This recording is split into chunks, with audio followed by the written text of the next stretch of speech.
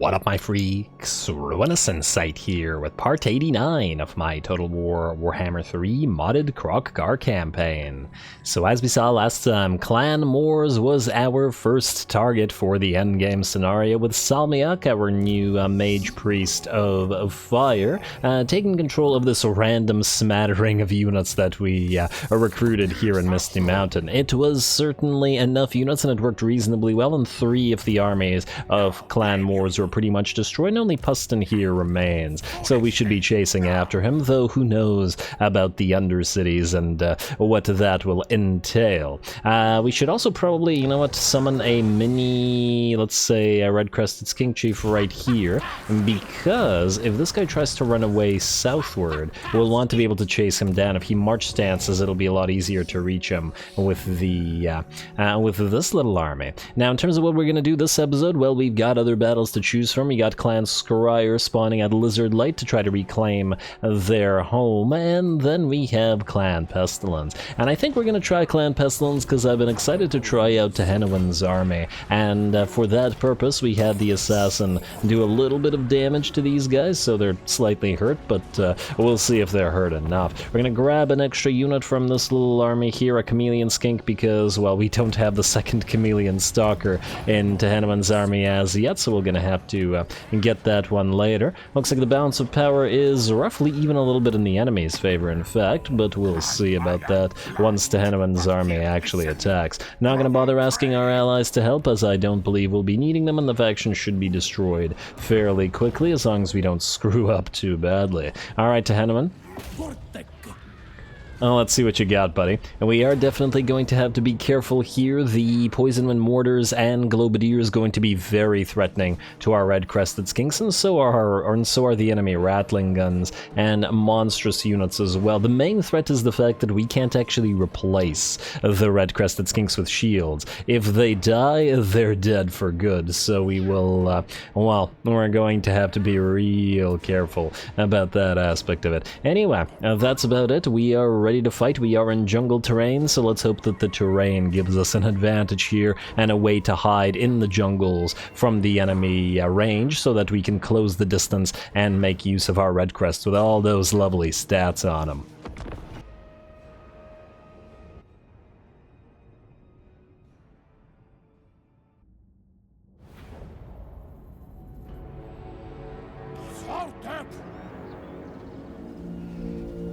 Alrighty, here we go. Last time we had Moors, and this time we have Pestilens. And who else but the Prophet of Xhotl to lead the charge against the hated rats, and the Clan Pestilens rats in particular.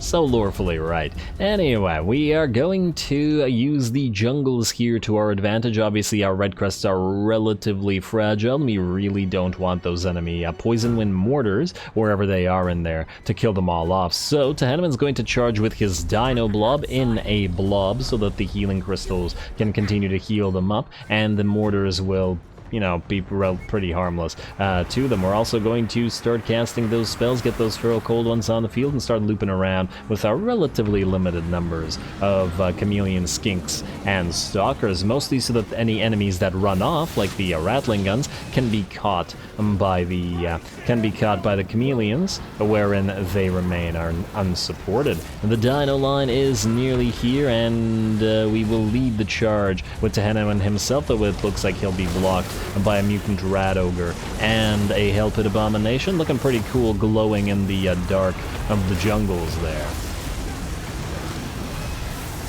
Alright, made it through, and we're starting to take hits from those Rattling Guns now. I believe they've recovered from their routing, but the chameleon skinks and stalkers are here and will hit them in the back and prevent them from firing anymore as well. The Rattling Guns are obviously extremely threatening to large single unit monsters, or single entity units, or whatever you want to call them, and we want them out of the picture as fast as possible. Looks like the dinos have done their job, and the enemy is well distracted, allowing the red crests with shield to actually charge and start doing their thing. Alrighty, and they're just absolutely running over the poor enemy range units, who can do nothing about that.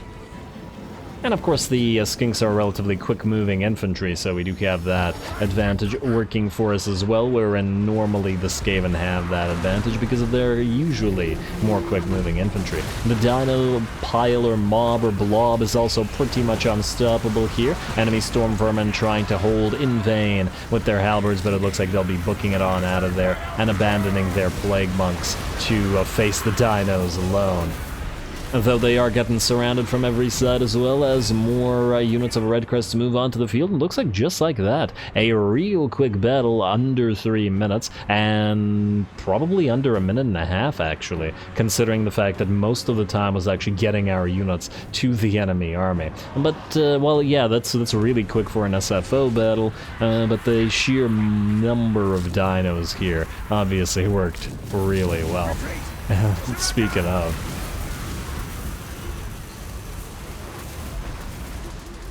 There we go, just wanted to get a few shots of them chasing enemy rats down, and speaking of chasing enemy rats down, we're going to speed it up, and we're going to do our best to catch whatever ones we can. Oh, is that an artillery crew? Should have probably focused those guys down, but let's hope that they die here. Yeah, I think they're done for, and they won't be coming back, good. We do want to be able to auto-resolve the rest of these units. There's an enemy Lord, a Grey Seer running as well. Come on, huh, it's actually taking damage from range kits. Huh, not bad. Don't usually expect the range shots of those guys to do all that much damage, but it's certainly effective when chasing. Hadn't actually considered that before. Anyway, another heroic victory against these so-called elite rats.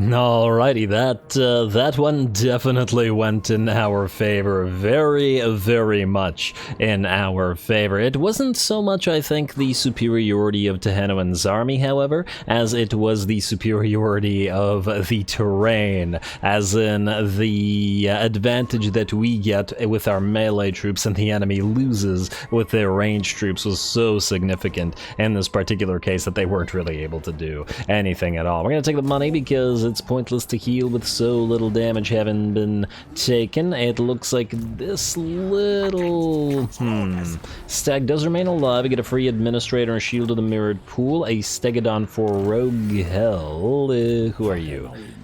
Crest the Skink Chief. Who the heck is Rogue Hell?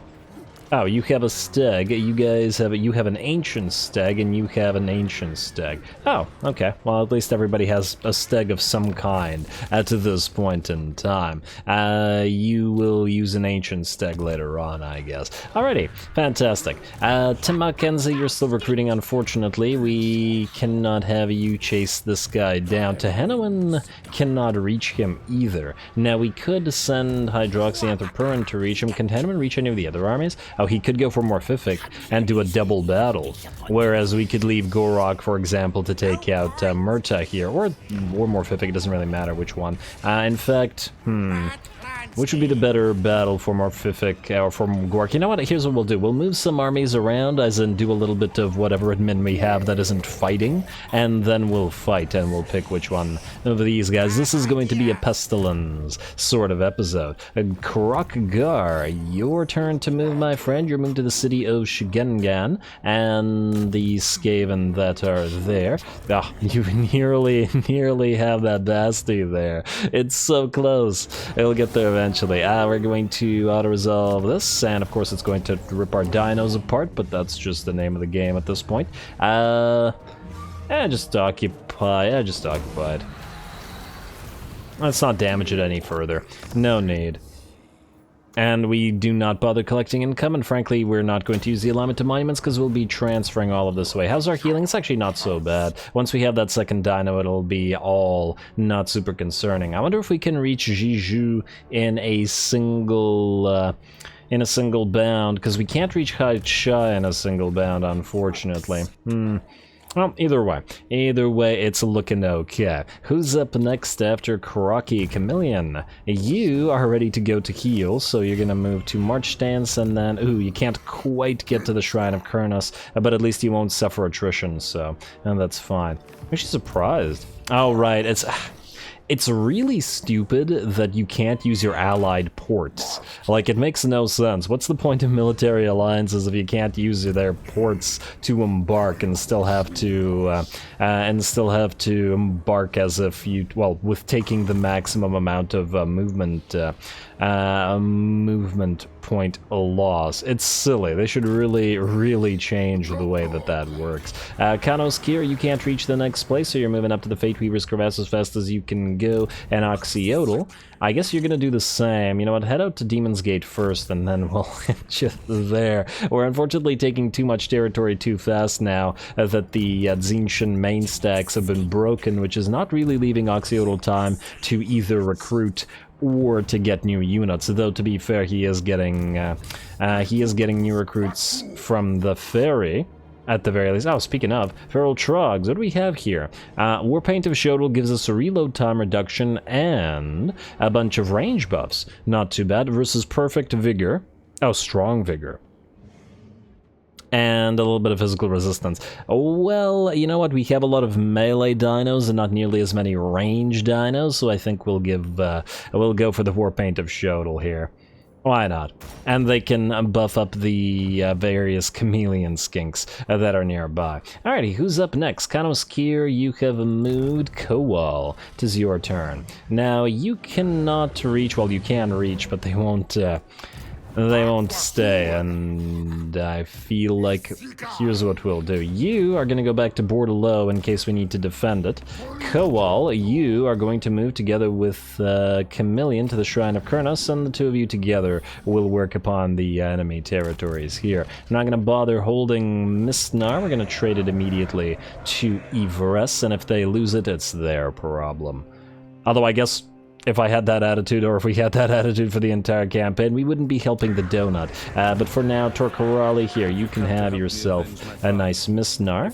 And how much money would you give us for this? Some, but we're not going to have you join war. In fact, wait, would you join war against Moors and Pestilence? Yes, and yes. Swell. It is. Not that that really does anything for us, but, you know, once again, keeping all of our allies friendly, though a lot of those factions will be gone in a turn. Kowal, you are now moved. Tic-Tac-Toe, you are not moving yet, but you will have to this turn. This is going to be one of those turns that's going to take like 5 episodes, because we have like a dozen battles to do in a single round. Pyroxy, you're going to head to Howling Rock, you're going to occupy it, and we're going to do some finessing of the territories that we have out here colonized. Like so, and ooh, I also wanted to, I believe, tell these guys to occupy the Falls of Doom, so occupy this target right here. Not the Eagle Ares, because I feel like we want the Knights of Calidor to take those instead. Just keep moving up north while these guys, the dwarves, keep moving up this way. Where are you going? Ungrim? You're... all of these full stacks have been sitting around Vlad, and none of them really want to attack him. Why are you just sitting there? Kill Vlad, kill Archaon, do something. Oh, I hate AI allies. They're so garbage. It's hilarious. But anyway, Gor-Rok, you are sort of up next in the sense that you will fight, but we're gonna give you a few seconds. Talashbach the Thunderer, you are heading down to Skeggy Town and hopefully land and occupied for us. I wonder if we can auto-resolve. We should be able to, right? There's no way that they can stand against this army, can they? No, they can't.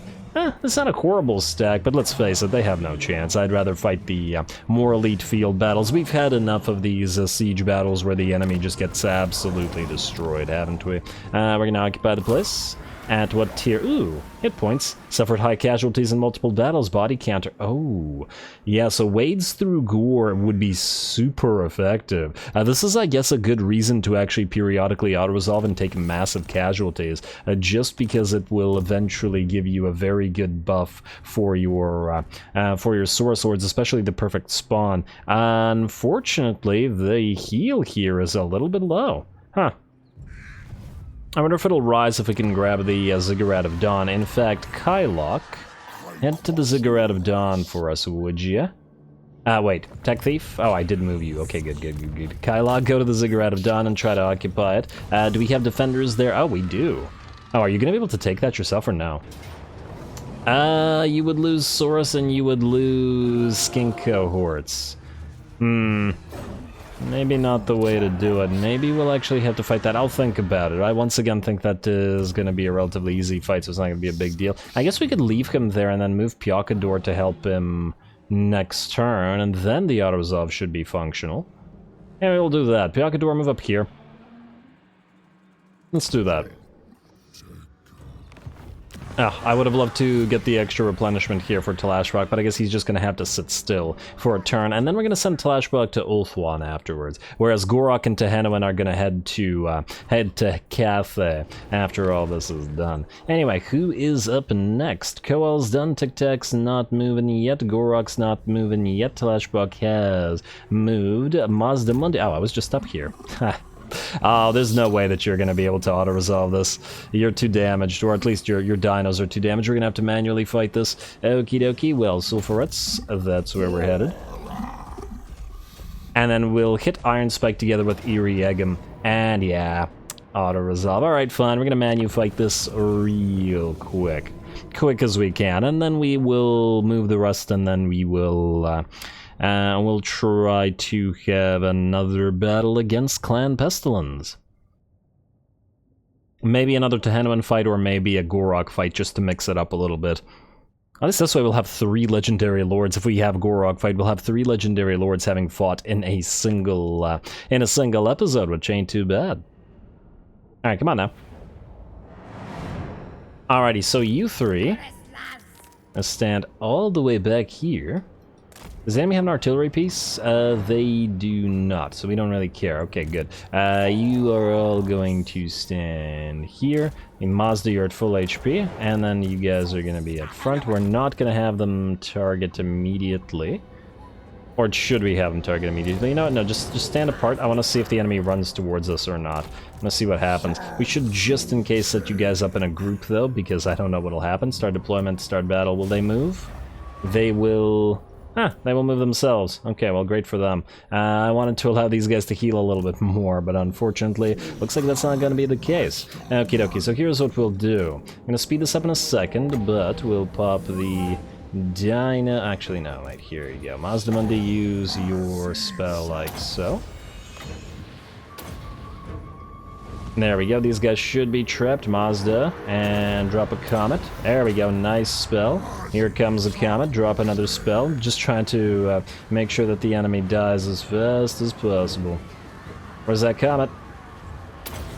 There it is, and the enemy actually moved away a decent amount, but we still should be able to hit them fairly well as well, and get another one of these, a bolt of the old ones. The fact that we have all of our abilities buffing the Bolt of the Cold Ones and give ourselves the ability to use it repeatedly like this is kind of hilarious. Alright, how are you guys for healing? Getting there. Getting there. Mazda, you want to use another Bolt of the Old Ones right to there? No, you don't. You want to use a Ruination of Cities, perhaps, and use a Bolt of the Old Ones on you. Like so. Alright, the enemy's moving in now, so you group 2. Time to charge. Alright, Mazda, you are going to pop. Let's see, is there anything else that you want to pop? Maybe not. Alright, I guess you guys just sit back there.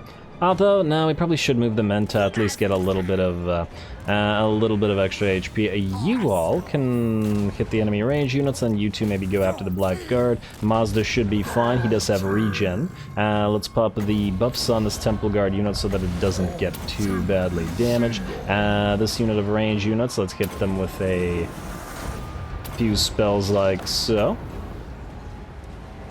Come on. And there we go, hit him with another spell. I'll speed it up in a second. And where's the enemy lord? Maybe, did the enemy lord get killed by the, by our abilities, I wonder? Not entirely sure. Oh, there he is. Death Hag. Oh, it's a Death Hag, right, it's not actually a lord. It's okay, Death Hag will get knocked out by the, solar beams. We also should probably buff up these Temple Guards so they don't lose units, and Mazda's still fighting. And there we go, down goes the Hag. We should also charge the back of these Black Guard of Nagarond, and the battle will end as soon as they break, most likely. I also don't want to accidentally kill off our own units with our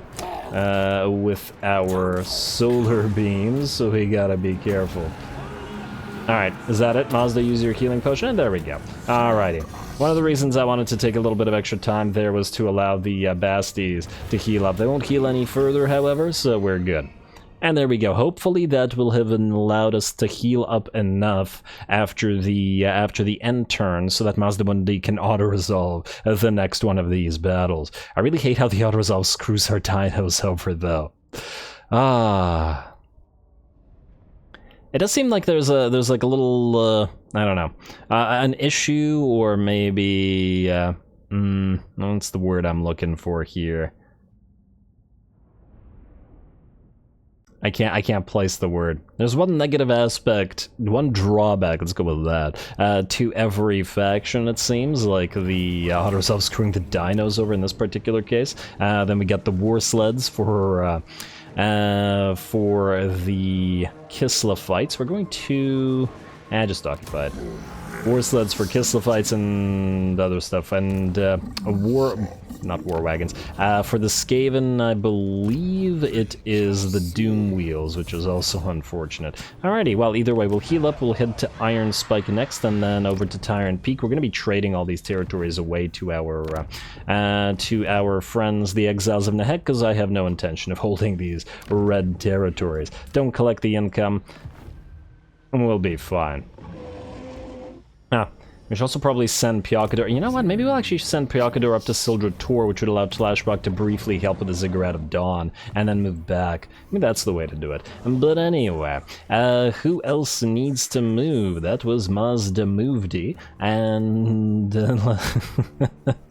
Copperaf, you're up next, my friend. You have several things you can do. First of all, I would like you to go to Taitsu. Alright, you know what? Let's start moving you there. I'm going to put you into ambush for now, though. Here's the thing. We do have another Skaven army here. We don't want to get ambushed by two Skaven armies at once, so we'll put you here, and we'll hit Taitsu. I don't think this little rebel army can take Xiangyang. It doesn't look like it, so we could just leave it there. I am a little bit annoyed about this little army, however, because it might mean that they start taking other territories. We'll see. It really depends on what they do. They'll probably catch this little army as well, but, well, whatever. In March Dance, they would probably be able to reach Copperaf to move in support of Deathmaster Snitch, who I believe moved here with another stack as well, so we will have to watch out for that. Anyway, time for another battle, another proper battle, I should say. Gor-Rok, this is your time to shine. As for who you attack, it doesn't really matter, since Tehenhauin can reach both of these, just double checking, so we'll pick by virtue of whoever would have a better advantage. Let's have Gor-Rok hit this one, I think. The warp fire throwers are going to be annoying, but all those rattling guns and Jezzails will be tied up by the faster-moving Tehenhauin army, I think. Let's try it like that, and let's hope that that's sufficient. You're going to switch to Battle March stance like so, and you're going to head out to attack Murta.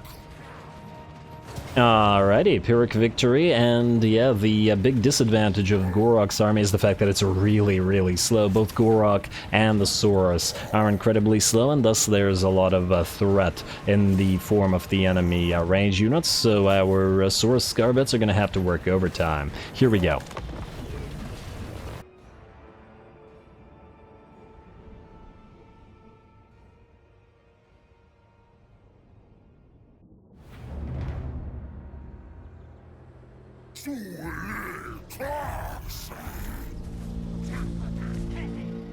Alrighty, here we go, round 2 against Clan Pestilens. We'll go to Gor-Rok, a very, very different army in terms of its functioning than Tehenhauin's army perhaps, but the strategy against these Skaven stacks, frankly, does not change all that much. Our fast-moving dinos, even if they are very much limited in number compared to Tehenhauin's stack, are still going to charge forward and do their best to distract as many enemy range units as possible, killing off some Doom players and a Doom Wheel to start the battle off, while we've also summoned a unit of Cold One or Feral Cold Ones to distract those enemy Warp Lightning cannons, and in fact, they have already succeeded by running off one of those Warp Lightnings. Fantastic. A couple more of those, and the rest of our units will be able to charge forward.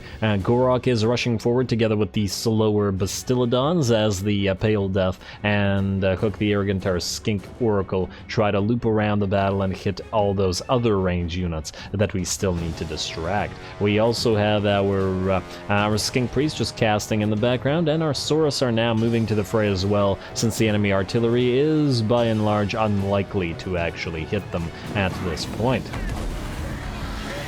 Still, the Dino Vanguard is looking like it's gonna do pretty good here. The Doom Flayers that they're trying to chase around, I guess that's the Engineer or a Warlock, yeah, Warlock Master rather, is pretty much done for, trying to get through the lines and allow them to hold another Hell Pit Abomination.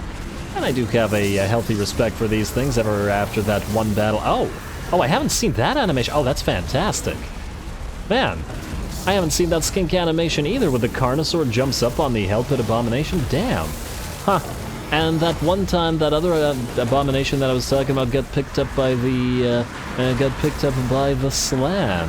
I didn't even know the Carnosaurs could do that. Man, you learn something new every day. I really gotta watch these animations more closely. That was amazing. Gotta see more of that. That is such a better animation than, you know, like when a dragon and a Carnosaur fight and it just sort of knocks the dragon down a little bit. Huh. I take it can't do the same animation where it runs up on top of the dragon? Have to see it again? Come on, do it again. Come on, please. I like to watch, so I should go. Nah, just gonna stomp down on, so let's double check, okay, while I'm waiting for the animations, double check how the rest of the battle is going. Looks like it's going to be another quick one. Our Saurus are moving into the fray. We're also running around in the background with our Skink Priest while casting, also trying to chase down enemy units that are routing. Doing a little bit of damage with our Pterodon Riders with Fire Leech Bolas, that are not doing anything crazy. And this time around, Gor-Rok has moved into the fray as well, together with the two Troglodons/Troglodon plus Skink Oracle riding a Troglodon, but once again mostly to distract the enemy. Gor-Rok surrounded by some Rat Ogres over here, but I feel like this is exactly where he wants to be, as there's no way they're even damaging him, much less bringing him down. I'd love to see the sheer amount of rats it would take to bring Gor-Rok down, because he's one of the tankiest lords in the game.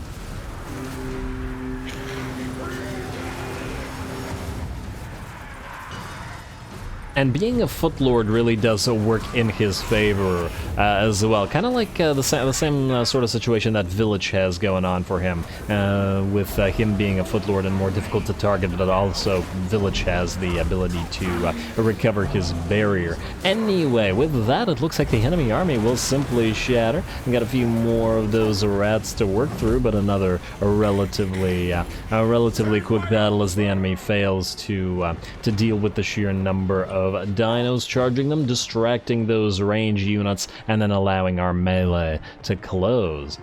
I mean, I think we've got dealing with these Skaven stacks pretty much down to a science to this point, as the enemy doesn't have much recourse in stopping our dino charges quickly enough to prevent us from taking their range units out of the running. Anyway, once again, we've got to chase them down. I guess this is going to be true for every single one of these battles, as we don't want those enemy units coming back. Oh, these factions do have to be re-destroyed again, don't they, after all? I can't catch those Skaven slave spears by the looks of it, so they will escape unless... I always forget, which kind of unit gets summoned by the death of a Hell Pit Abomination? Is it Skaven slave spears or regular Skaven slaves? I feel like it's regular Skaven slaves, which means those guys are part of the army. But anyway, apparently a close victory. I have no concept as to why. Maybe magic use, because it's not like ammunition use is applicable here. I'll think about it. Let's see the damage on our army.